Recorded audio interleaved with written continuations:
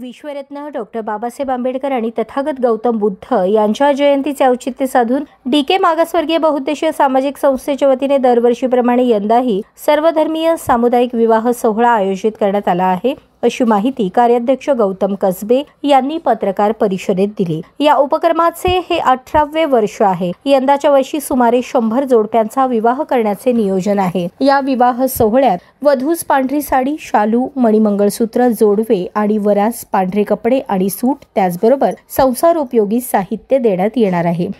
DK मागासवर्गीय बहुसंस्थेच्या वतीने गेल्या अनेक वर्षापासून सर्वधर्मीय सामुदायाचं आयोजन केलं जातं।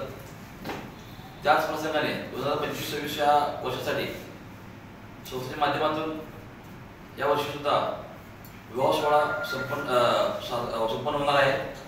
त्या निमित्ताने प्रेस कॉन्फरन्स घेण्यात आलेली आहे। तर सर्व पत्रकारांना विनंती आहे की ही विवाह सोहळ्याची जी बातमी आहे आपण सर्वांनी आपल्या पत्रकारामधून पत्रकार माध्यमातून प्रसिद्ध करावी। हा विवाह सोहळा मे महिन्यामध्ये बुद्ध जयंतीच्या वेळेस असते।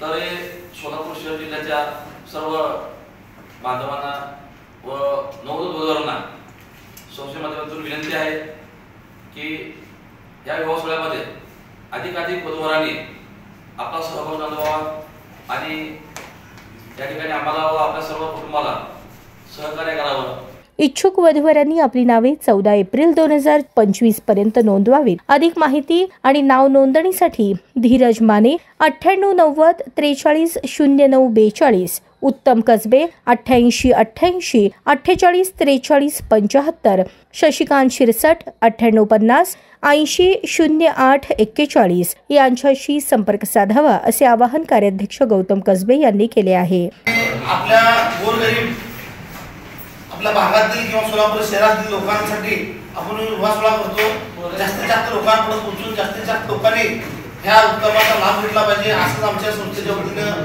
आम्ही प्रत्येकांना आवाहन करतो। या पत्रकार परिषदेत शशिकांत शिरसट, बापू सदाफुले, किरण डोळसे, विकास निकाळजे आदी उपस्थित।